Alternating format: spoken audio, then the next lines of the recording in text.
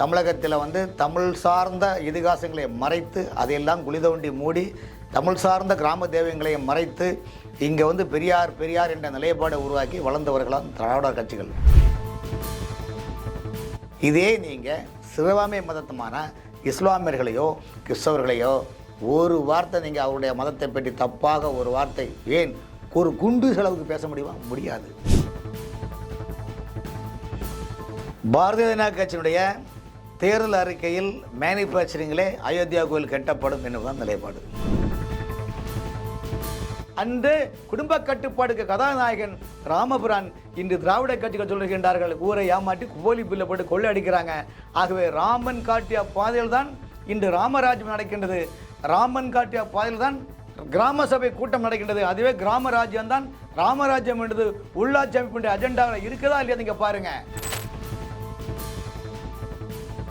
இஸ்லாமியர்களோ கிறிஸ்தவர்களோ இந்துக்களுக்கு எதிரி அல்ல. பாஜக ஒருபோதும் இவர்களை எதிரியாக பார்த்ததே கிடையாது. அதுக்கு சின்ன உதாரணம், மத்திய பிரதேசத்தில் பாஜக ஆட்சி அமைத்தால் உங்கள் அனைவருக்கும் இலவசமாக தரிசனம் செய்வதற்கு ஏற்பாடு செய்கிறோம் என்று சொன்னார்கள்.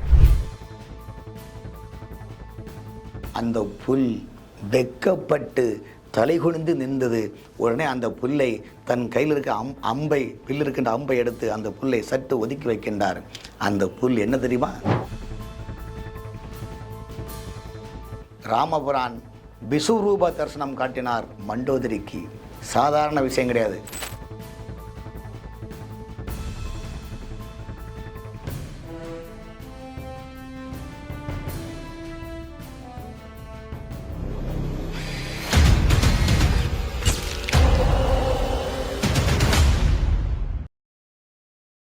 டிஎன் நியூஸ் 24 டிஜிட்டல் நேயர்களுக்கு வணக்கம். இன்றைய நேர்காணலில் நம்முடன் இணைந்திருப்பவர் மூத்த பத்திரிகையாளர் திரு VS ராமன் அவர்கள். வணக்கம் சார். வணக்கம் சார். இப்போ அயோத்தி ராமர் கோயிலுக்கு மிக பிரம்மாண்டமாக தொடங்கி கும்பாபிஷேக விழா ஏற்பாடுகள்லாம் மும்முரமாக நடந்து வருது. 22ஆம் தேதி கும்பாபிஷேக விழா. இதில் எதிர்கட்சிகள்லாம் பார்த்தீங்கன்னா கலந்துக்க மாட்டோம் அப்படின்னு சொல்லிட்டு புறக்கணிக்கிறாங்க. எதனால சார்? அதாவது எதிர்கட்சிகளுடைய இந்த இரட்டை மனநிலை என்ன காரணம்னா, இப்போ அவங்க அயோத்தியாவை மேற்கோள் காட்டி தான் சிறுபான்மை மக்களுடைய வாக்குகளை பெற வேண்டும் என்பதற்காக தான் INDA என்ற இந்தியா கூட்டணின்னு சொல்லுவாங்கள்ல, அந்த கூட்டணியை உருவாக்குனாங்க. அந்த கூட்டணிய நோக்கமே ஒட்டுமொத்த சிறுபான்மை மக்களுடைய வாக்குகளை பெற வேண்டும் என்பது அவங்களுடைய இலக்கு. இப்போ வந்து அயோத்தியா கோயில் வந்து இந்த மாதம் 22ஆம் தேதி கும்பாபிஷேகம் நடத்துகிறாங்க. அதில் வந்து அந்த அயோத்தியா ராமர் கோவில் கட்டக்கூடிய அந்த கமிட்டி வந்து இந்தியாவில் எல்லா, அதாவது ஜாதி மத பேதமின்றி அனைவரும் இந்த நிகழ்ச்சியில் கலந்து கொள்ள வேண்டும் என்ற ஒரு எண்ணத்தை கருத்தில் கொண்டு எல்லாருக்கும் அழைப்புதல் கொடுக்குறாங்க. அந்த அழைப்புதல் கொடுக்கும்போது இந்த CPIM தலைவர் சீதாராம் யெச்சூரி, ஏன்னா பேர்லேயே ராம்னு இருக்குது, நான் போக மாட்டேன் என்ன சொல்கிறாரு. அகிலேஷ் யாதவுடைய மனைவி டிம்பிள் அவர்கள் வந்து எனக்கு அழைப்பு கொடுத்தா நிச்சயமாக போவேன்னு சொல்கிறாங்க. அதுமாதிரி காங்கிரஸ் கட்சியிலும் சரி, எல்லாமே எதிர்கட்சியில் இருக்கக்கூடிய தலைவர்கள் பாதி பேரும் இரட்டை மனநிலையில் இருக்கிறாங்க. காரணம், நம்ம ஒருவேளை கலந்துக்கிட்டோம்னா சிறுபான்மை மக்களுடைய வாக்குகள் நமக்கு போயிருமோ என்ற ஒரு அச்சத்தில் இருக்கிறாங்க. பட் இதில் என்ன, வினை விதைத்தவன் வினை அறுப்பான்னு சொல்லுவாங்க. நீங்கள் வந்து சிறுபான்மை மக்களுடைய வாக்குகளை பெற வேண்டும் என்பதற்காக தான் பாஜக அரசு மீதும் பாஜக கட்சி மீதும் இந்துத்துவ தலைவர்கள் மீதும் வெறுப்பு அரசியல் நீங்கள் பண்ணீங்க. அந்த வெறுப்பு அரசியலை வச்சு தான் சிறுபான்மை மக்களுடைய ஓட்டுகளை நீங்கள் ஒருங்கிணைச்சிங்க. இப்போ அவங்களுடைய ஓட்டு நமக்கு போயிடக்கூடாது, நமக்கு வராது என்ற நிலைப்பாடில் பயத்தில் இருக்கனால தான் எதிர்கட்சிகள் வரமாட்டேன், நான் கலந்துக்கிட மாட்டேன் என்று சொல்கிறாங்க. வந்து அப்படி இருக்குன்ற போது எப்படி இருந்தாலும் வந்து பார்த்திங்கன்னா எல்லாருடைய வீட்டிலும் ராமன் வந்து நம்முடைய இந்தியா நாட்டு தெய்வம், அவர் வெளிநாட்டு தெய்வம் அல்ல. நம்ம வெளிநாட்டு தெய்வங்களை வணங்க வேண்டிய அவசியம் கிடையாது. ஏன்னா இந்தியாவில் இருக்கிற ஐதீகங்களும் ஆச்சாரங்களும் பூஜை புனஸ்காரங்களும் சனாதன தர்ம நெறிகளும் உலகத்திலே எந்த மதத்திலும் இல்லாத ஒரு அற்புதமான ஒரு வழிமுறைகள், பிறப்பு முதல் இறப்பு வரையிலும் இறைவினையே இறை சிந்தனையே செய்து கொண்டு வாழக்கூடிய ஒரு வாழ்க்கை தத்துவம்தான் நம்முடைய இந்தியா நாடு.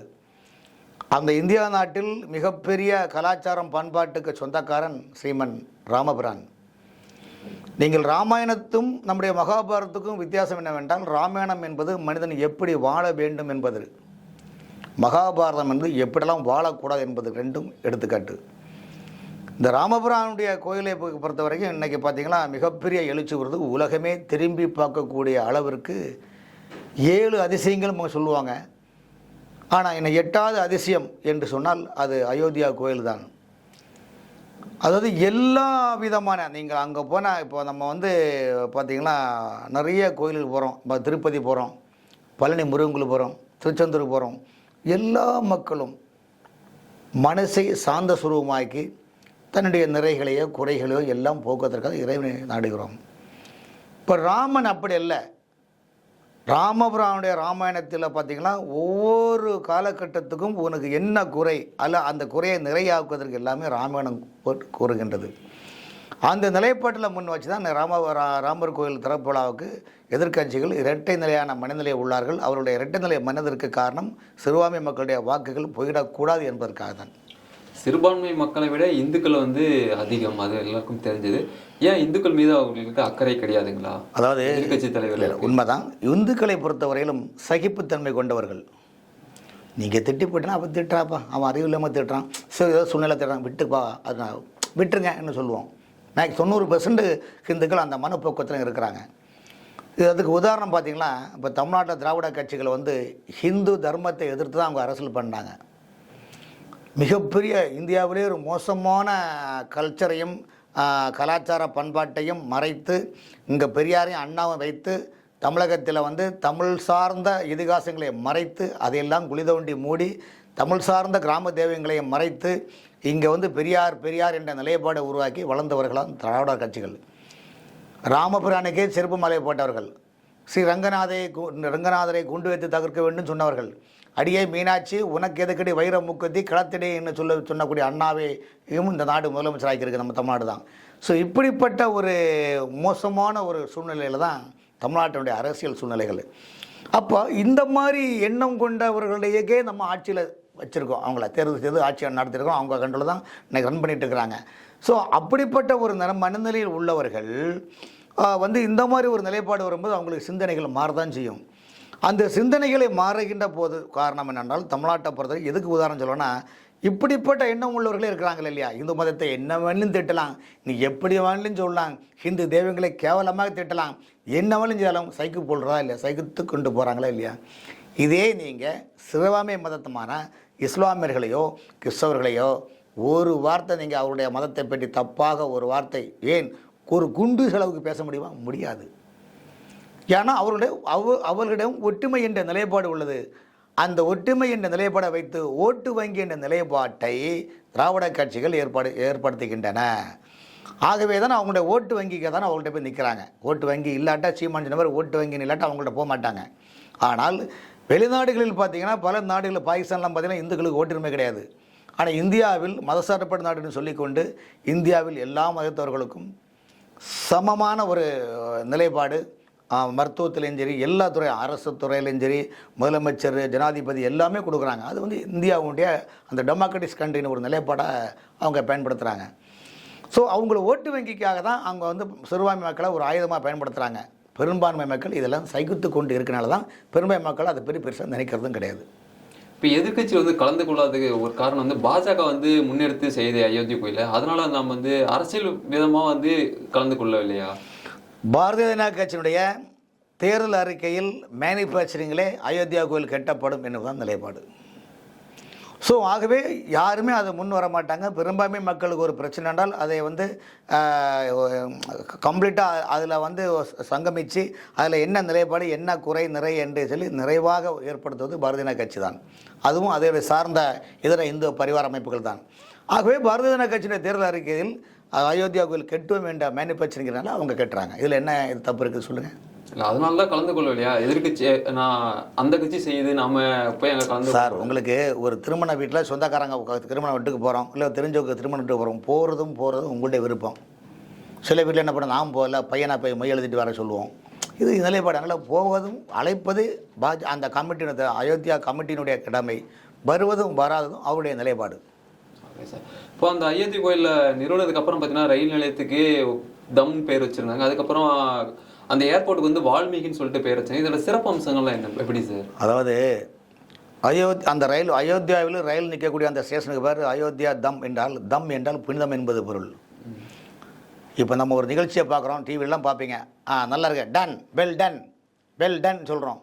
அதேபோல் டேம் என்றால் அணை, நீர்த்தேக்கத்துடைய பேர் டேம். அது மாதிரி தம், இப்போ சாதாரண கடையில் பார்த்து தம் பிரியாணின்னு சொல்கிறாங்க, அதனுடைய அர்த்தங்கள் என்பது வேறு, அது உணவுக்கு அப்படி வச்சுருக்காங்க. ஆகவே தம் என்றால் சமஸ்கிருதத்தில் புனிதம் என்பது பொருள். இது ரயில்வே ஸ்டேஷனை அவங்க வச்சுருக்காங்க. அது மாதிரி ஏர்லைன்ஸ் விமான நிலையத்துக்கு வால்மீகி பேர் வைக்க காரணம்னா, நீங்கள் வால்மீகிய வரலாறுல பார்த்தீங்கன்னா பூவில் தான் அவர் போயிட்டே இருப்பார், வந்து பயணிச்சுட்டார். அப்போ ஏற்கனவே நம்ம பேரில் தமிழ்நாட்டில் அந்த பாட்டு பறவையை கண்டால் விமானம் படைத்தான் என்று புஷ்பா விமானம் போல் கண்ணகி வந்த காட்சி இருக்குது. சொர்க்கத்துக்கு வந்து தர்மர்கள் பாண்டவர்கள் போன வரலாறு இருக்குது. ஸோ அந்த நிலைப்பாடு வந்து அவருக்கு வால்மீகி பேர் ஏன் வைக்கிறாங்கன்னா, வால்மீகி வந்து ஒரு பிறப்பால் ஒரு தாழ்த்தப்பட்ட சமூகத்தை சேர்ந்தவர் என்று வரலாறு கூறுகின்றது. அவருடைய ஆரம்ப கால வாழ்க்கையை பார்த்திங்கன்னா ஒரு மிகப்பெரிய ஸ்நாச்சிங், கிட்னாப்பிங் இந்த மாதிரிப்பட்ட ஜாப் தான் அவர் பண்ணிட்டு இருந்தார். அவர் வனத்தோடு அட்டாச் பண்ண வரக்கூடிய மனிதர். ஒரு நாள் கானகத்தில் வன சஞ்சாரம் நோக்கி பண்ணிட்டுருக்கும்போது அந்த நேரத்தில் நாரதர் பயணிச்சுட்டு இருக்கிறாரு. நாரதர் கையில் ஒரு தம்பரம் இருக்குது, தன்புரான். நாரதர் தம்பரானை பார்த்து இவர் நகநட்டு ஏதோ கொண்டு வந்திருக்காரு போலதான் நினச்சிக்கிட்டு அவரை பிடிச்சி ஒரு பனை மரத்தில் கட்டி வச்சுருவாங்க. கட்டி வச்சோன்னா அவர் சொல்வார், நான் ஒரு சன்னியாசி, எங்கிட்ட எதுவுமே கிடையாது, இந்த நூலும் தம்பராக தான் இருக்குது என்று சொல்லி உடனே வால்மீகி என்ன பண்ணுவார்னா அந்த தம்பரானை தட்டுவார். டங்குன்னு ஒரு சவுண்டு வருது. சவுண்டு வந்தோடனே இது எப்படி இந்த சவுண்டு வருது எனக்கு கேட்பார். அப்போ அவர் நாரதர் சொல்வார், இது இறை சிந்தனை உள்ள, இது இறை சிந்தனை அது என்ன, அது ஞானம் வர பெற்றவங்களுக்கு தான் இந்த மாதிரி எண்ணங்கள் வரும், இந்த மாதிரி ஆன்மீக சிந்தனை வரணும். எப்பா இதெல்லாம் எனக்கு தெரியாது, நான் ஏதோ வழிப்பறி பண்ணுவேன், ஏதோ இது பண்ணுவேன், அதை பொண்டாட்டி பிள்ளைக்குள்ள எங்கள் அம்மா அப்பா வந்து காப்பாற்றிருக்காங்க இல்லை என்று சொல்லி அதிலேருந்து அவருக்கு சந்தேகங்கள், வால்மீகி நிறைய சந்தேகங்கள் வருது. அந்த சந்தேகங்கள் வர வர வர ஒவ்வொரு சந்தேகத்துக்கும் நாரதர் சந்தேகத்தை தீர்த்துட்டே இருக்கிறாரு. அவரை தன்னிலே மறந்து இதில் நமக்கு ஏதோ ஒரு பெரிய பிரளயம் மாறப்போகுது நமக்கு போது ஒவ்வொரு பாயிண்ட்டாக கேட்பார். அப்போ நாரதர் சொல்வார், நீங்கள் இன்றைக்கி போய் உங்கள் அம்மா அப்பிட்ட போய் கேளுங்க, அப்பா அம்மா நான் வந்து வழிப்பறி செய்து இதுதான் உங்களை நான் காப்பாற்றுறேன், இந்த பாவம் உங்களுக்கு வருமா வராதா என்று முதல் நாள் கொஸ்டின் யார் கேட்க சொல்கிறா, நாரதர் கேட்க சொல்கிறாரு. நாரதர் சொன்ன கொஸ்டினை வால்மீகி போய் தந்தை சாய்ந்தாட்டு கேட்குறாங்க, அம்மா இந்த மாதிரி நான் உங்களை இப்படி இவங்களுக்கு அப்போ சொல்லி இந்த பாவத்தை பற்றி நாங்கள் அறிய வேண்டிய அவசியம் கிடையாது, உங்களை நான் பெற்றேன், காப்பாற்ற வேண்டியது பெற்றவர்களை காப்பாற்றுறது ஒரு பிள்ளைகளுடைய கடமை என்று சொல்கிறாங்க. மறுநாளைக்கு பேரந்தர்களுக்கு சொன்ன வார்த்தையை நாரதர் சொல்கிறாரு. அன்றைக்கி சொல்கிறார் நாரதர், திரும்ப சொல்கிறார், இன்றைக்கி நீங்கள் உங்கள் மனைவிட்ட போய் கேளு என்று சொல்கிறார். மனைவிட்ட சொல்கிறார், நான் திருடி தான் உங்களை வாழ வைக்கிறேன், இந்த பாவ புண்ணியம் உங்களுக்கு சேராதான். அப்போ மனைவி சொல்வா, எங்கள் அம்மா அப்பா பார்த்து கொடுக்கும்போது நல்ல பையனை தான் பார்த்து கொடுத்தாங்க, அதுவும் பிறகு நீங்கள் எந்த தொழில் பண்ணாலும் எனக்கு தெரியாது, ஆக இதை பற்றி அறிய வேண்டிய அவசியம் எனக்கு இல்லை என்று சொல்கிறார். ரெண்டாவது நாள் இந்த நடந்த சம்பவத்தை நாரதர்கிட்ட சொல்கிறாரு. நாரதர், இன்றைக்கி உன் பையன்கிட்ட போய் கேளுன்னு சொல்கிறாரு. பையன்கிட்ட கேட்பான், டே மகனே, நான் இந்த மாதிரி தான் நான் பண்ணுறேன், உங்கள் குடும்பத்தை காப்பாற்றுறேன், உனக்கு இந்த பாவ புண்ணியம் தெரியாதடா. அப்போ பையன் சொல்லுவார், எப்பா எங்கிட்ட இதெல்லாம் சொல்கிறேன், நான் ஒன்றும் சின்ன பையன் பாலகன், எனக்கு இந்த பாவ புண்ணியத்தை எல்லாம் பற்றி தெரியாது, நீ கல்யாணம் பண்ணால் பிள்ளையை பார்த்தா நான் அதை வளர்க்கக்கூடிய உன்னுடைய கடமை. ஸோ இந்த 3 பேரும் சொன்னக்கூடிய இதை வந்து நாரதன்ட்ட சொல்லும்போது நான் என்ன செய்யணும், அப்போ இது வரைக்கும் நான் செஞ்ச பாவங்கள்லாம் இருக்குதா, என்ன செய்யணும்னு சொல்லும்போது நீ இறை சிந்தனையை நீ பண்ணு, என்ன பண்ணுன்னு சொல்லுது. மரா என்றால் தமிழில் மரான்னு சொல்கிறோம், சமஸ்கிருதம் மரா என்றால் பனைமரம் என்பது பொருள், பனைமரம். இந்த பனைமரத்தில் தான் நாரதரை கட்டி வச்சுருப்பார். அந்த நாரதரை அவிழ்த்து விட்டு இனிமேல் இந்த பனைமரத்தில் உட்காந்துக்கிட்டு மரா மரா மராம் மரா மரான்னு சொல்லிட்டு ராமன் வருது பார்த்தீங்களா அந்த வார்த்தை, மரா மரா ராமன் சொல்லும்போது பல ஆயிரம் ஆண்டுகள் கழித்து பிரளயத்தில் மிகப்பெரிய இதாகி பெரிய தாடியாக வந்து வால்மீகியாக மாறி சமஸ்கிருதத்தில் வால்மீகி ராமாயணத்தை எழுதுகிறார். சமஸ்கிருதத்தில் வால்மீகி ராமாயணத்தை எழுதுகிறாரு. இந்த சமஸ்கிருதத்தில் வால்மீகி ராமாயணம் என்பது சமஸ்கிருதம் படித்தவங்களுக்கு தான் அந்த அர்த்தம் புரியும். ஏன்னா அந்த வால்மீகி ராமாயணம் அத்தனையுமே சமஸ்கிருதத்தினுடைய முடிச்சுகள் எல்லாமே அவுக்க முடியாது. அதை இந்தியாவில் உலகத்தில் அவிழ்த்த ஒரு ஞானி ரிஷி யார் என்றால் கம்பன்.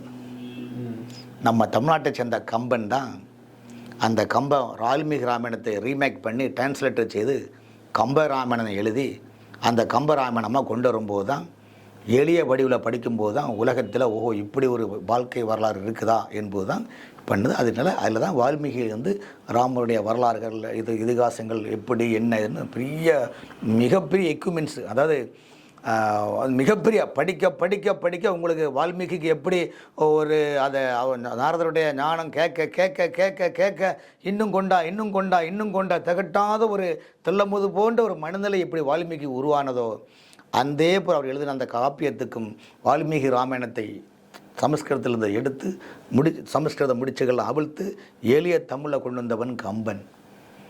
ஆகவே தான் தமிழ்நாட்டை சொல்கிறான், கம்பன் இல்லாவிட்டால் இன்று திராவிட கட்சிகள் இல்லை, கம்பன் இல்லாவிட்டால் வைரமுத்துவும் இல்லை, கம்பன் இல்லாவிட்டால் கண்ணதாசனும் இல்லை. கம்பனை பற்றி சொல்லப்போனால் கம்பன் விட்டு கட்டித்தறியும் கவிப்பாடுன்னு சொல்லுவாங்க இல்லையா, கம்பனை பற்றியோ நீங்கள் கேட்க கேட்க கேட்க கேட்க மிகப்பெரிய ஒரு நிலைப்பாடு உள்ள நிலைப்பாடு இருக்கும். ஸோ இப்படிப்பட்ட ஒரு மிகப்பெரிய அற்புத ஞானம் ராமாயணத்தை இஞ்சி பை இஞ்சாக A to Z வரையும் முதல் அக்கு வரையும் உள்ள வரலாற்று எல்லாமே பின்னி பிணைத்து ஒரு மிகப்பெரிய கதாபாத்திரம் இன்றல்ல நாளையல்ல இந்த பிரளயம் உள்ளது வரைக்கும் ராமாயணத்தை தெரிந்து கொள்ள மிகப்பெரிய அற்புதமான ஒரு ப்ரொடியூசர் தான் நம்முடைய வால்மீகி. அப்பேற்பட்ட ஞானியான வால்மீகிக்குத்தான் அந்த ஏர்லைன்ஸு பேர் வால்மீகி ஏர்லைன்ஸும் வச்சுருக்கும்போது எவ்வளோ பெரிய விஷயங்கள் இதெல்லாம் இன்றைக்குள்ள தலைமுறைக்கு தெரியுமா? தெரியாது. நீங்கள் மகாத்மா, அதாவது குருநாதர் இல்லாத எந்த விஷயமும் கிடையாது. மகாத்மா காந்தியே என்ன பாரு கோபாலகிருஷ்ண கோகலே தான் குருநாதரை ஏற்றுக்கிட்டார். அவருக்கு அவர்களே சொல்லுவார், ரகுபதி ராஜாராம் பதிகிதா பாவன சீதாராம் சொல்லுவார். அதே போல் சத்ரபதி சிவாஜி சமர்ப்ப ராமதாசர் தான் குருநாதரை ஏற்றுக்கிட்டார். சுவாமி விவேகானந்தர் ராமகிருஷ்ண பரமஹம்சரை குருநாதரை ஏற்றுக்கிட்டார். அதே போல் நம்முடைய பாரத பிரதமர் மோடி அவர்களும் விவேகானந்தர், வால்மீகி, சிவாஜி, எண்ணற்ற ஞானிகள் யோகிகளுடைய வாழ்க்கையை எடுத்து அதை கம்ப்ளீட்டாக படித்து ஒரு மிகப்பெரிய யோகி போர் அவர் வாழ்ந்து கொண்டிருக்கின்றார். அதனால தான் எல்லாராலும் இந்த ராமர் ஜென்ம பூமியில் இந்த ராமர் கோவில் பட்டாபிஷேகம் நடத்துறது வந்து கும்பாபிஷேகம் சாதாரண விஷயம் கிடையாதுங்க. எப்படிப்பட்ட ஆளும் அங்கே போக முடியாதுங்க, பண்ண முடியாதுங்க. அப்படிப்பட்ட நிலையில் இன்றைக்கி இந்தியாவில் 2024 உலகத்தின் மிகப்பெரிய மாற்றம் இந்தியா நாட்டு மக்களுக்கு சொல்லல்லா ஒரு பேரானந்தம் என்பதை அந்த ராமர் கோயில் திகட்டாத இன்பம். ஆகவே தான் எல்லா மக்களும் அங்கே வாருங்கள் என்று சொல்ல மட்டுமல்ல, மத்திய பிரதேச மாநிலத்தில் உள்ள அந்த நடந்த தேர்தலில் கூட நம்முடைய உள்துறை அமைச்சர் அமித்ஷா கூட மத்திய பிரதேசத்தில் பாஜக ஆட்சி அமைத்தால் உங்கள் அனைவருக்கும் இலவசமாக தரிசனம் செய்வதற்கு ஏற்பாடு செய்கிறோம் என்று சொன்னார்கள். ஆகவே ராமன் வந்து தனி மனிதனுக்கு சொந்தமல்ல, ராமன் இந்த தேசத்தின் மண் வாசனைக்கு சொந்தக்காரன். ஆகவே தான் ராமபுரானுடைய ஒவ்வொரு அற்புதங்களும் இங்கே சாதாரணமான விஷயம் கிடையாது. இன்றைக்கி ஒவ்வொரு விஷயங்களும், அதாவது அவங்களுடைய குருநாதர் விஸ்வாமித்திரருடைய நிலைப்பாடு, அதே போல் அனுமனுடைய நீங்கள் அந்த பாடல், அதாவது அனுமனே சொல்வார், ராம நாமத்தை எவன் ஒருவன் ஜெபிக்கிறானோ அவனை மரணம் கூட நெருங்காது என்பதை எடுத்துக்காட்டு. அதுதான் ஆஞ்சநேயருடைய பாட்டை கூட பாருங்களேன். அஞ்சனை புத்திரனே அருள்வாய் ஆஞ்சநேய பிரபுவே, வாயுவின் திருமகனே வருவாய் வணக்கத்தை ஏற்றுடனே, தஞ்சமென பாதம் சரணம் சரணம் என்று வந்தோம். இந்த பாட பார்க்கும்போது நமக்கே கண்ணீர் உழுகிறது. அதனால் ராமபுரானுடைய வரலாறு வந்து ஒரு வரலாறுல 2 வரலாறுல இங்கே சொல்ல சொல்ல சொல்ல சொல்ல பார்த்தீங்கன்னா ஒரு நாள் போதுமா ஈண்டொரு நாள் போதுமா என்று வாழ்க்கையே கங்கை நதி போல் எப்படியோ அதே மாதிரி தான் சௌரியமலை ஐயப்ப பக்தர்கள் ஒரு பாட்டு பாடுவாங்க, எல்லோரும் சேர்ந்து சொல்லுங்கோ எல்லோரும் சேர்ந்து சொல்லுங்கோ ஐயனின் நாமத்தை எல்லோரும் சேர்ந்து சொல்லுங்கோ. அதுபோல் இந்தியா நாடே ராமபுரானுடைய பேரை சொன்னால் மரணமில்லா பெருவாழ்வு, உங்கள் துர்க்கங்களும் உங்கள் கஷ்டங்களும் இன்று முதல் சந்தோஷமான ஒரு நிலைப்பாடு, ஏற்றமான ஒரு நிலைப்பாடு உருவாக்கும் என்பதுதான் ராமபுரானுடைய அந்த கோயில் கும்பாபிஷேகம். அந்த கும்பாபிஷேகத்தில் எதிர்க்கட்சிகள் கருத்து வேற்றுமை இருந்தாலும் நீங்கள் அங்கு வந்தீர்களேயானால் உங்கள் வாழ்க்கை புனிதம் உண்டாகும். ஆகவே நீங்கள் தவறு செய்ய மனசு வராது. அங்கு அயோத்தி, அதாவது இந்த கொடைக்கானலில் பூம்பாறைன்னு ஒரு இடம் இருக்குது. கொடைக்கானல் 20 கிலோமீட்டர் தாண்டி அங்கே வந்து பழனி முருகன் கட்டின போகர் தான் அந்த கோயில் கட்டினது, பூம்பாறை முருகன் கோயில்.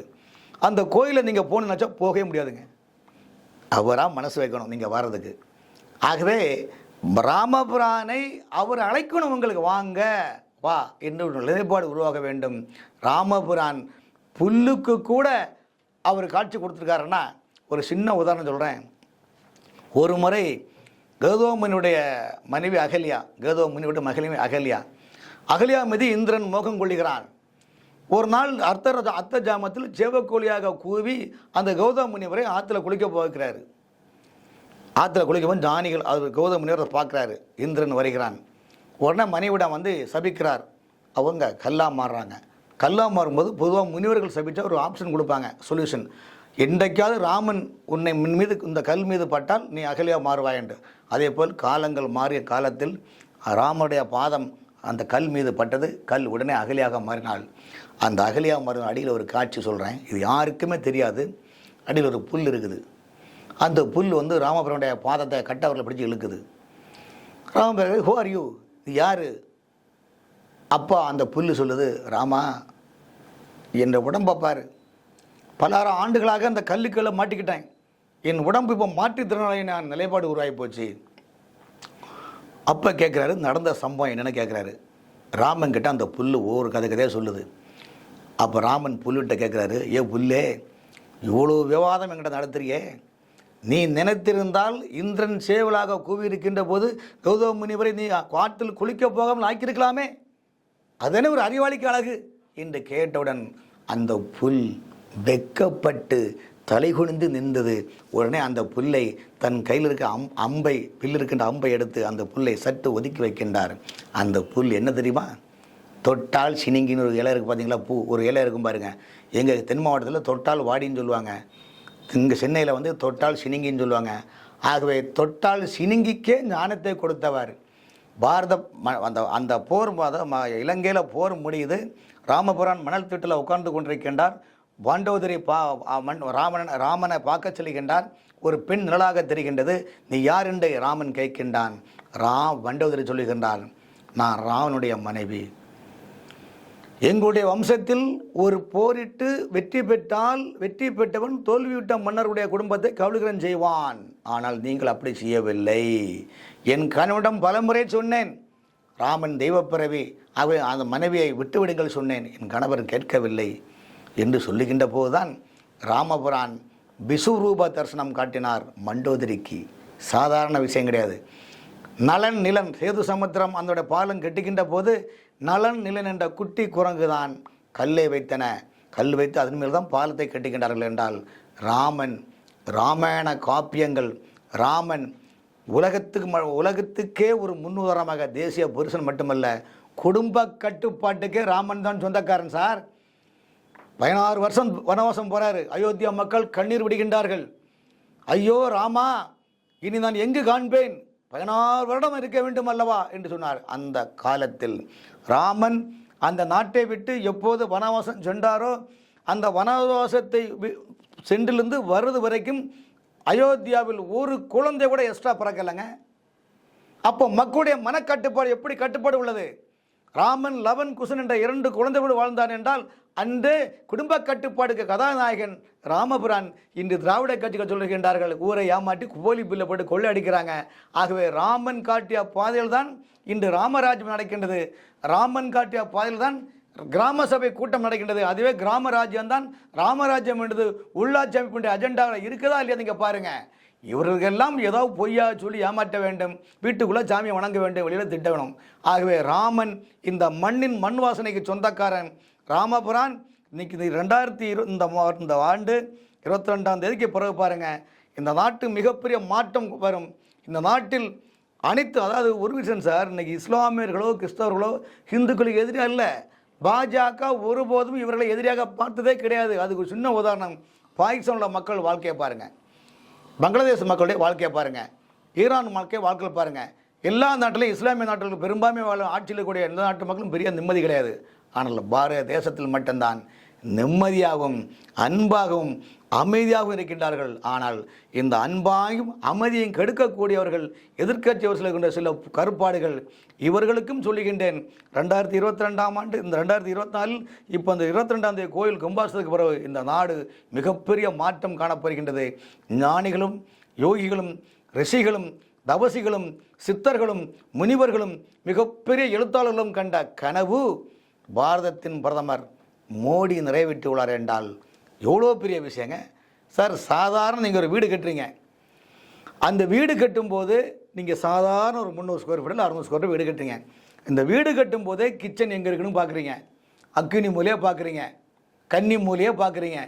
இப்போ எல்லாமே அந்த சின்ன இடத்துல இவ்வளோ சொல்யூஷனை கொண்டு வந்து வாஸ்துவாக கொண்டு வைக்கக்கூடிய ஒரு மனநிலை இருக்கிற நாம் ஒரு கோயில் கட்டும்போது எவ்வளோ பெரிய செலவினங்கள், எவ்வளோ பெரிய விஷயங்கள் பாருங்கள். இந்த கோயில் பூஜை செய்யக்கூடியதற்கு பேப்பரில் விளம்பரம் கொடுத்தாங்க, அயோத்தியா கோயில் பூசாரிகள் தேவை, அர்ச்சகர்கள் தேவைன்னு. ஐயா 3000 பேர் அப்ளிகேஷன் கொடுத்தாங்க. அந்த 3000 பேரில் இங்கே தமிழ்நாட்டில் மாதிரி எல்லாத்துக்கும் காசு ஒன்றும் கொடுக்க வாங்கல, 150 பேரை செலக்ட் பண்ணாங்க. அந்த 150 பேரில் தலைமை அர்ச்சராக 24 வயது ஆன ஒரு பாலகனை தேர்வு செய்துள்ளார்கள். தலைமைக்கு ஆமாம், தலைமை அர்ச்சகர். அப்படி என்றால் திறமை எப்படி உள்ளது? திருஞான சம்பந்தர், திருநாவுக்கரசர், திருஞான சம்பந்தர், ஞானசம்பந்தபுரம் பாலகன். திருநாவுக்கரசர் 80 வயசு நிறைந்தவர். அவரே கோயில் பாடினாரா இல்லையா? திருமறைக்காடல் கோயிலில் தாழ்த்திரவாய் ஆலய மணி கதவே தாழ்த்திரவாய் மறைநாதன் முகம் காண தாழ்த்திரவாய். ஒரு பாலகனுடைய பாடலுக்கு ஈசனுடைய நடை திறக்கின்றது. ஒரு பாலகனுடைய ஞானசம்பந்த பெருமான் பாடலுக்கு பதிகத்துக்கு மயிலாப்பூர் கபாலீஸ்வரர் கோயிலில் வருகின்ற போது சிவனேச சிட்டர் மகள் பூம்பாவை உயிர்ப்பட்டதும் நாடுதானே. அப்படி என்றால் ஒரு வாழும் ஒரு ஞானிக்கே இவ்வளோ இது இருக்கின்றதால் வாழ்ந்து தெய்வமாக மறைந்து இன்று தெய்வமாக இருக்கக்கூடிய இந்தியாவின் ஒளிகாட்டி மட்டுமல்ல வழிகாட்டி, ஒளியும் ஒளியுமாக இருந்து நம்மளை நல்வழிப்படுத்தும் தேசிய புருஷன் ராமபிரானுக்கு கோயில் கட்டுவதில் இந்த 21ஆம் நூற்றாண்டில் நாம் வாழ்வதில் பெருமை அடைகிறோம். ஆகவேதான் இந்திரா காந்தி அம்மையார் சொல்வார்கள், இந்த நாட்டினுடைய இளைஞர்கள் வாழ்க்கையில் ஒரு முறையாவது அந்தமான் செல்லூர் ஜெயில் பேர் பாருங்கள் என்று சொன்னார்.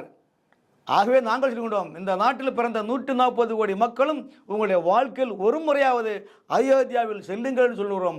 அதனால தான் மத்திய பிரதேசத்தில் சட்டமன்ற தேர்தலில் பாஜக என்ன சொல்கிறது, நாங்கள் வெற்றி பெற்றால் உங்களுக்கு அயோத்தியாவுக்கு இலவச தரிசனம் பண்ண போகிறோம்னு சொல்கிறோம். நாங்கள் வெளிநாட்டு தெய்வங்களை பார்க்க போகிறோம், கூட்டு போகல. வெளிநாட்டு ஜெருசலேமில் கூட்டு போகிறேன், மக்கா கூட்டு போகிறேன், வெளிநாட்டு தெய்வங்களை நாங்கள் வந்து நிதி கொடுத்து நாங்கள் கூட்டு போகிறோம், மானியம் கொடுத்து கூட்டணும் கூடல. இந்த நாட்டு தெய்வம் ராமன், இந்த நாட்டு தேசிய புருஷன் எல்லோரும் காண வேண்டும். அங்கே அதாவது காசியில் ஒரு நாளைக்கே போகணும் நம்ம நினைக்கிறோமா இல்லையா? வாழ்க்கையில் எத்தனை பேர் நினைக்கிறாங்க, ஒரு நாளைக்கே காசி போகணும்னு நினைக்கிறோம். காசிலேருந்து ஒரு தீர்த்தம் கொண்டதில் கண்ணில் தொட்டு அதை தீர்த்தமாக நம்ம நினைக்கிறோம். ஆகவே மனிதனுடைய வாழ்க்கையின் வழிகாட்டி, நம்பிக்கை நட்சத்திரமாக இருக்கக்கூடிய நம்முடைய ராமபிரான் குழந்தை ராமனை எல்லோரும் தரிசிப்போம்.